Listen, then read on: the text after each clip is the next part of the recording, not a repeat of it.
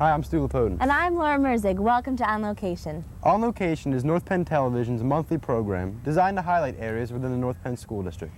Today we will be taking a look at a very special day at the North Penn School and check out how students from different countries learn English through North Penn's English as a Second Language program. We will also be checking out the International Festival at North Penn High School. But first, we are going to go into some advanced placement courses. Steve Bassman has the story. Each of those slices is going to give us one of those regions. You know, an AP course is more challenging, so they don't necessarily have the high enrollment that they might in others. Some of them are very, very popular, like Mr. Finnemeyer's course is, and that's a required course anyway, so you do see the enrollment in that being very, very high. If we have good students, then they should be challenged, whether you call it an AP course or just an accelerated course or whatever. It's the highest level that we have, and we need to challenge the high-level math students at the highest level possible. It gives me an idea of what the courses in college are going to be like, what I'm supposed to expect when I go there, and what kind of workload will be required for me when I'm going to study up there. As a general rule, you do not get a student in an AP course who is not interested in that course. They are there because they truly want to be. I think the course allows students, because of the seminars, to do oral presentations, that whole experience. I think it gives the student an added opportunity for some very unique pieces of research that they can do within the course. So I think for those reasons, it's very, very critical that we have AP classes here at the high school. Hicieran algo más que leer.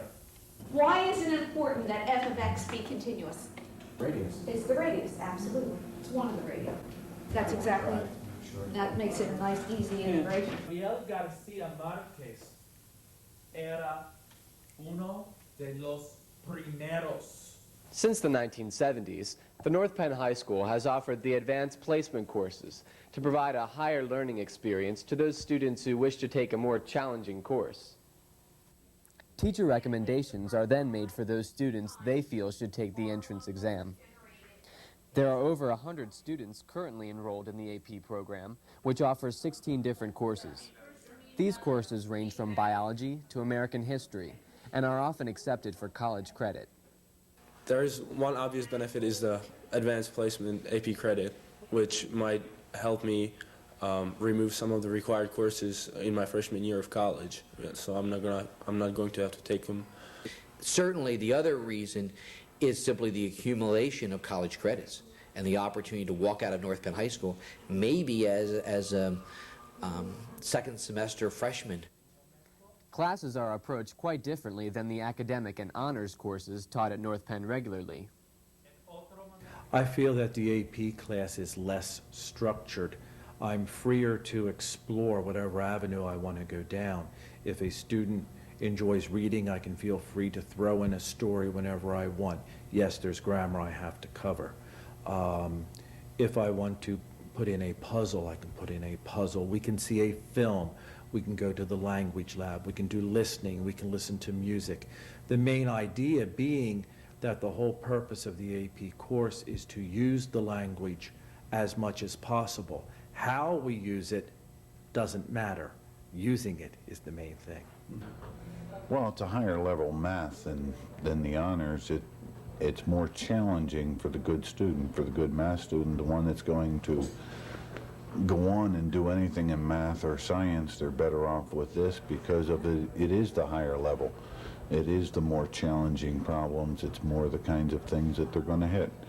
And plus, if they have an opportunity to take the AP test and get out of repeating Calc 1 or Calc 2 in college, then that opens up their schedule to take other courses. I think they're more difficult in a number of different ways. The work required is more an AP course. There's a lot more reading for the student on their own.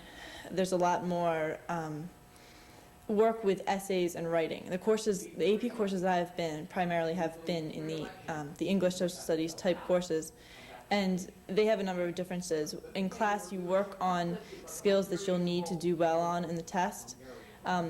one of those abilities is the ability to take a DBQ, which is a document-based question, which is a packet of information, different documents from a certain time period, and you have to read through the documents and be able to analyze them and then draw some sort of meaning or some sort of conclusion from what you've read and write an essay.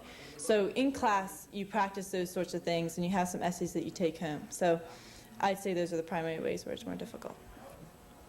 Right now, since this is my first year in an AP class, I have to say there's a lot more writing involved in this class than in any of the previous courses that I've taken up to now. But there's a strong emphasis on the writing skills, on analysis-based questions, a lot of so-called document-based questions where there's a packet of information and you have to extract and analyze relevant information and make a conclusion about it. So the class is going to a lot higher level of thinking than what I've been used to up to now. You have a whole segment from 1970 to 85 when Mike does his presentation on Descartes. Okay? But certainly The advanced placement courses, despite any criticism, remain an important part of the North Penn curriculum. These courses continue to provide interesting and challenging experiences that North Penn students can take to college and beyond. For North Penn Television, I'm Steve Bassman. It's nice to head into college with a head start. And while the AP courses at the high school help college-bound students after high school, there is a program in the district that helps new students from other countries before, during, and after high school. On-location reporter Jody Rogers will tell us about North Penn's English as a Second Language program. What is this soldier doing? Watching. That's exactly. Today in the United States, we have many different types of languages. To help those foreign-speaking students, the North Penn School District enacted a program called ESL, or English as a Second Language. From kindergarten all the way through to their senior year of high school, the ESL students are taught in all subjects, but in a more expanded program.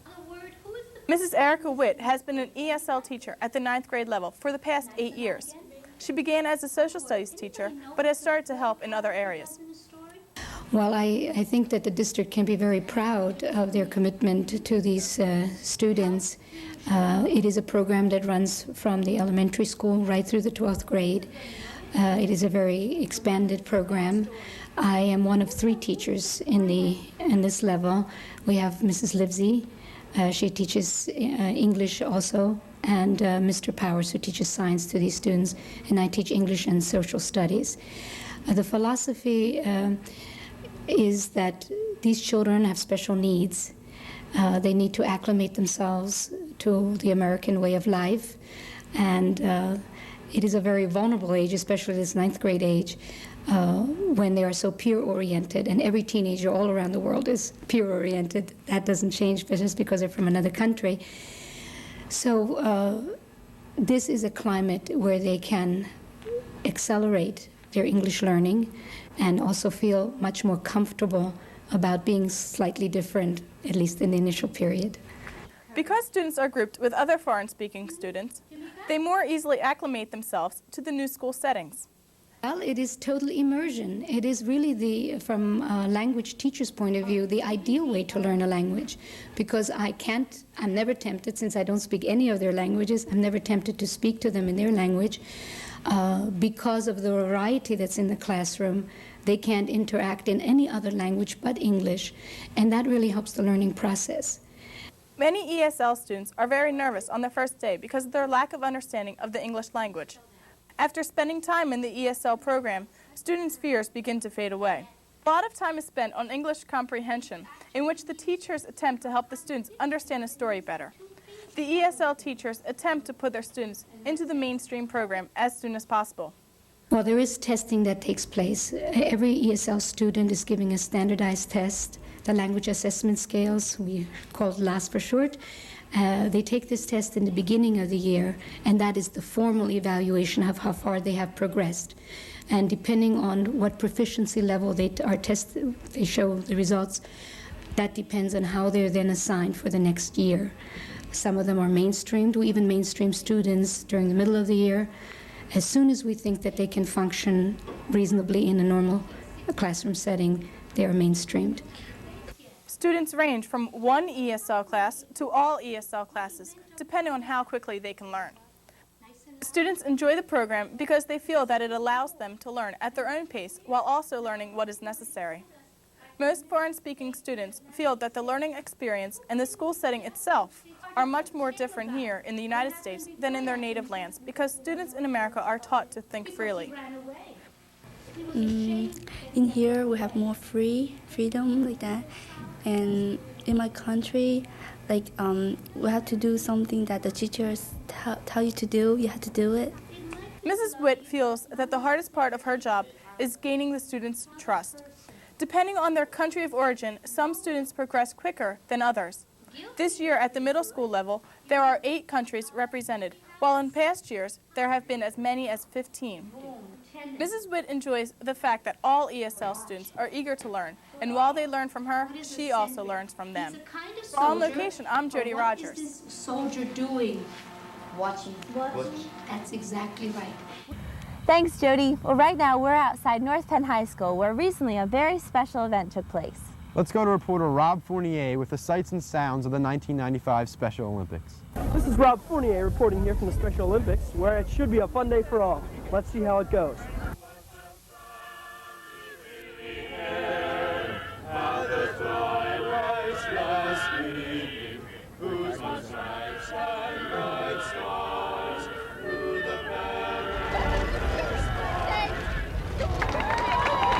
In 1972, a new program geared for mentally and physically challenged children was sweeping across the nation. For the past 23 years, North Penn has hosted the Special Olympics. With over 400 athletes and 700 volunteers, the Special Olympics gives these special children an opportunity to meet children of their own age. The Special Olympics is not just an event of sport. It is also an event where the athlete and the student volunteers, or buddies as they're called, gain important friendships and experiences. I think that when you think of a person that doesn't have a disability, I think they get scared when they see a person with a disability. They don't know how to act with them. They don't know what to say to them. And they just sort of like, it's better to avoid them, to leave them be. And this sort of forces them to get to meet each other, forces our Special Olympians to get to see another person and to talk to them and to see what people their own age, how they're acting, because we're always saying to them, you need to try and act appropriate for your age, depending on where they are. And that's really hard for them because they usually are protected. They usually have a lot of people that do things for them, so just to be with people their own age is a neat experience for them. A buddy is a very important part of Special Olympics because they help out with special needs the Olympian might have. One, they free the teacher so that the teacher can go around and see all of their athletes that they bring. They get to interact on a one-to-one or two-to-one basis with the athletes. They're helping them get to their events on time, but they're also helping them get used to other people in the community and seeing that maybe the world out there isn't quite so bad or so scary. Buddies go through a rigorous training session where for 1 hour they are taught the procedures and the difficulties of Special Olympics. You're going to have some people when you come to Special Olympics that are not going to be able to do much of anything. They're going to need help walking. They're going to need help just basically understanding what it is that they might have to do. You have other people that are going to be a little bit more proficient. There's different levels of Special Olympians. The volunteers are trained in what to do in case of medical emergencies and also how to keep the buddy content during their special day. For that reason, if you are a Special Olympics also allows the mentally and physically challenged student the possibility of interacting with people that the athlete would normally not get a chance to talk to. Mrs. Kerper, a teacher at the high school, has been the coordinator for Special Olympics for the past 17 years. Even though she spends many grueling hours preparing for the event, in the end, it is all worthwhile. Today I'm helping with the softball awards. I have to fill them out and put their names on them and their times. I did this for 2 years. Right now I'm announcing the heats and getting them all in lines and everything, and I'm giving the names to the people, making sure everybody gets a chance to be in the race so they're there on time. This is my 3rd year doing Special Olympics.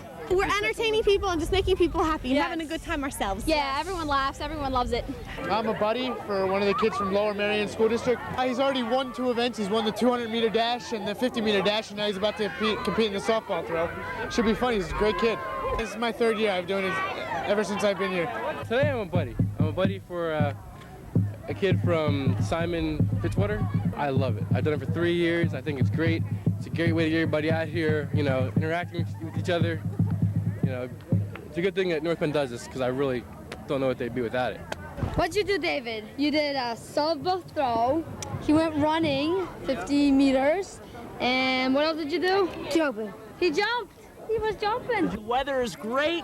It's a beautiful day. Temperature's perfect. The kids, so much fun. I think that's the best experience you can have a buddy, you get one-on-one contact. Well, Special Olympics is about helping people, so to see the kids' faces light up is really the main charge that I get out of doing this. It's a family unit. I mean, we all work together as a family, not, as 2 units, just as 1 unit. Gives me an opportunity to see North Penn High School students doing some things outside the classroom and learning an awful lot about themselves, about other people in the world. It reinforces my theory that not all learning takes place in the classroom. Putting together the Special Olympics may not be easy, but when you see the joy that comes to the athletes' faces, all the hard work is forgotten. Our high school now feels more comfortable around people with disabilities. I get the yearbook at the end of the year and I look at it and people are proud to list Special Olympics as part of the things that they did in their senior write-up. And it didn't used to be that way. They're giving them a chance and they're getting to know the person. And I think if anything that we've accomplished, that's probably the best thing we've done. For North Penn Television, this is Rob Fournier. Let the games begin. This year's Special Olympics was again a very special day for everyone involved. And just recently, one of our reporters took part in the 1995 International Festival. On location reporter Joel Brown was there to take in the sights, sounds, and tastes of this international festival. Right now I'm at Internationals Festival 95 at North Penn High School, where many nationalities were able to get together to share their cultures in an effort to bring them closer together. For the past 4 years, the North Penn School District has invited the community to come out to the high school and enjoy a variety of cultures. The 1995 International Festival, sponsored by the Lansdale Public Library, has brought out many people from many different ethnic backgrounds to learn to appreciate ways different than their own. Young and old alike came out to explore the new customs, including Representative John Fox, who presented the Lansdale International Fair with a certificate of recognition. Another big part of the day was the food, from Hatfield hot dogs to a passage to India. The festival offered a taste of various international foods, and some presented recipes on how to make them. We're here in the Eden Grove talking to the women of St. Philip's who created their own cookbook made by their own selves. Tell us a little bit about it. Well, we did all the layout ourselves. One of our women is an artist. She did all the artwork throughout it. This person here did all the desktop publishing for us. And we spent about 10 years compiling everybody's favorite family secret recipes. And they're all in here. Every different ethnic background you could think of, we've got in here. And they're great. Big seller tonight? Big seller. Big seller. Everybody loves the women from St. Philip's. Another memorable attraction of the day was the performances that took place throughout the day. A Taekwondo demonstration.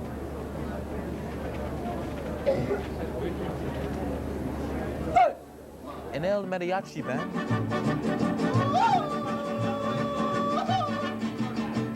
And Indian dancers were among the many performances given throughout the festival,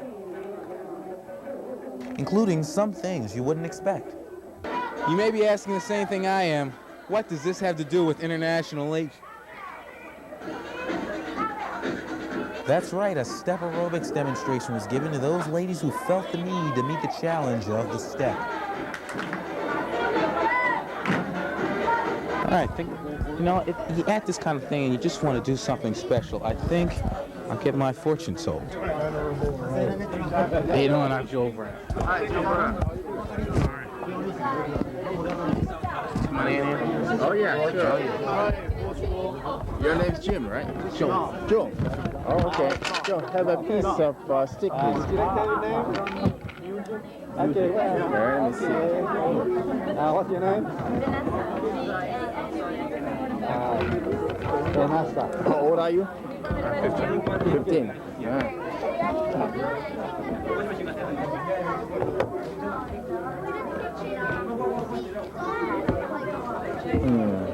You will make new friends. Great friends? You will make new friends. You will make new friends. And you'll find a good place to live, and you will find good career opportunities. Yes. Career opportunities. Of course, I had a tarot card reading on Thursday, and it said my life was full of deceit. At the International Festival this year, I had the chance to speak to a lot of interesting people from many different ethnic backgrounds. It's nice to see a community be able to have the interaction with a multicultural environment. I never had this when I was growing up as a kid. So I think it's great. I think it's very good for the children.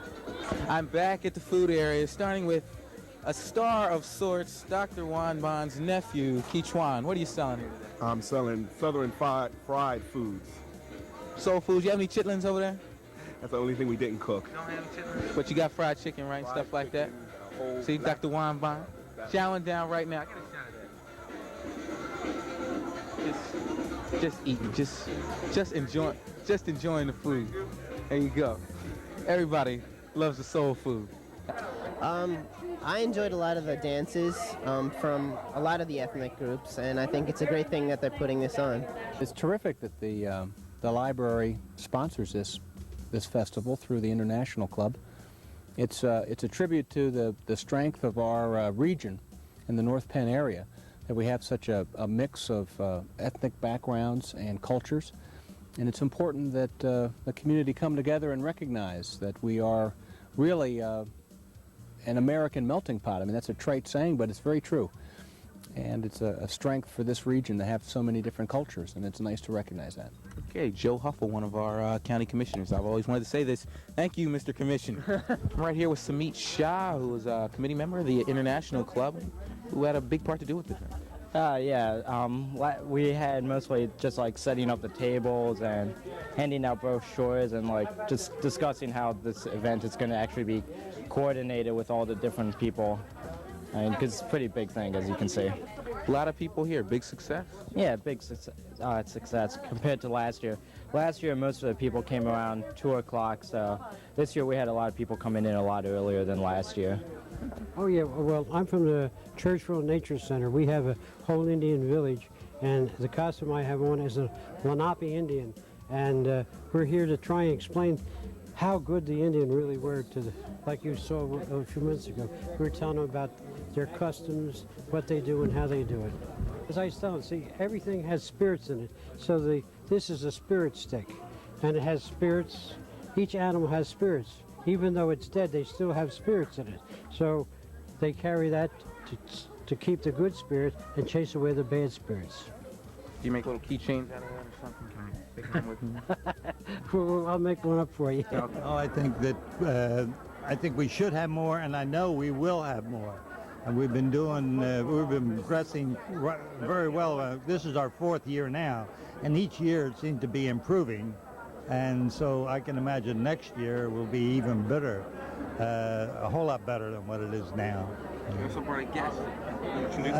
Yes, I'd like to introduce to you my friend and head librarian of the Lansdale Public Library, who is the prime mover in this day and this affair, this spring festival. He is very, very much responsible for putting this together. And he is also responsible for running the wonderful library we have. His name is Peter Manakos. Thank you very much, Mike. Big success tonight, huh? Right, yeah, very pleased. I think everybody's enjoying themselves, and in addition, let's say, to create a showcase for the ethnic groups to show the best they have, we bring people together. And this is a time that in other places they take people apart, with the bombing in Oklahoma. And right here in Lansdale, we do the opposite. We bring people together, they have a wonderful time, we develop friendships, we develop brotherhood among the different nationalities. And I think the mayor should be congratulated because really he's supporting this from day one. So we are very happy to be here. All right, thanks a lot. I see you got some black-eyed peas over there. Black-eyed peas. Can't eat black-eyed peas without sugar. You eat sugar with yours? You eat black-eyed peas? I eat black-eyed peas, but it's not a favorite of mine. Not a favorite. I understand. I can't eat chitlins. Do you eat chitlins, my friend? Any pig's feet over there? Just a big vat of pig's feet. Just suck the just suck the fat off. Just that's all you want. You know how to eat black. That's all you got to do. Standing here with George Cho, one of the coordinators for this event. I was saying earlier, this is really big success. Yeah. I think every year we try to improve the programs, and this year you will see in the backs, and there are a lot of people coming over, and from that sense, I think a lot of community people coming out, from that perspective, I think it's very successful. What's your favorite thing? The free stuff. The free stuff. Me too, the free stuff.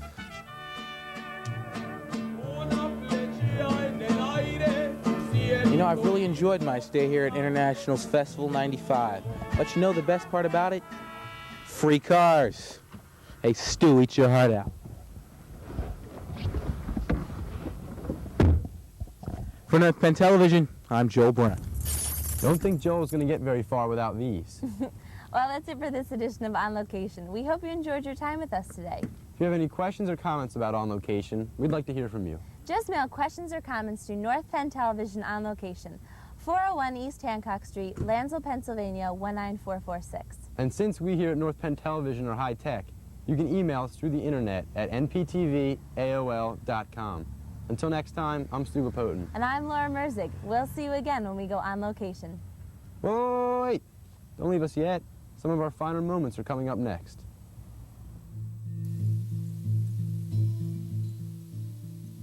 Since the 1970s, the North Penn High School has provided, has offered the Advanced Placement course to provide a more challenging, to provide a higher learning experience. From kindergarten all the way through to their senior year of high school. The ESL, thank you. All the way through to their junior, not senior. Shut up, Nate. From kindergarten all the way through to their senior year of... What's up, Nate Dogg? How's this working? How you living, Nate Dogg? How you living, Nate Dogg? All right, whenever you're ready. Okay. This is Rob Fournier reporting here from the Special Olympics. It should be a fun day, and let's see how it goes. That was good enough, you know. One more. That was actually good. There is a program in the district that helps new students from other countries before, during, and after high school. On Location reporter Jody Rogers will tell us about North Penn's English as a Second Language program. Cool. All right. It's nice to head into college with a head start. And while the AP course is we were both looking in the wrong way. Like, she looked at me, I was looking at the camera, then I looked at her and she looked at the camera. We looked so stupid. We do that a lot. This is North Penn Television's monthly program designed to highlight areas within the North Penn School District. Today, I'm sorry, I looked down and I was... Who's that? I was, Wait, don't leave us yet. I'm with us today. If you have any questions or comments about thing just moved. All right, ready? Wait, hold on, I gotta lose my smile now. All right. Yeah. You ready? Yeah. No, wait. I'm sorry, I don't know why I'm not getting this. Was there to take in all the sights, sounds, and tastes of the International Festival. Oh. And just recently, reporter Joel Brown was there to take in the sights, sounds, and tastes of the International Festival. Well, right now, we're right outside. I love Okay. Jingle? Someone might not know what it is. So. Okay. I make enough noise, I'll use my keys. Okay. You have such little keychains. Many nationalities got together to share their great...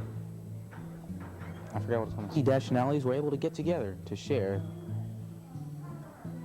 3-4 NPTV, we love you, kid. Nice. I think I'll just get my hoopty in right away. Here of the Children's Cultural Center, where the children have a part to take part in this cultural amass. Here's one right now. I enjoy it. That's great. I think what I'm trying to do is, it's a real beautiful thing, and we just need to come right through. Thanks a lot.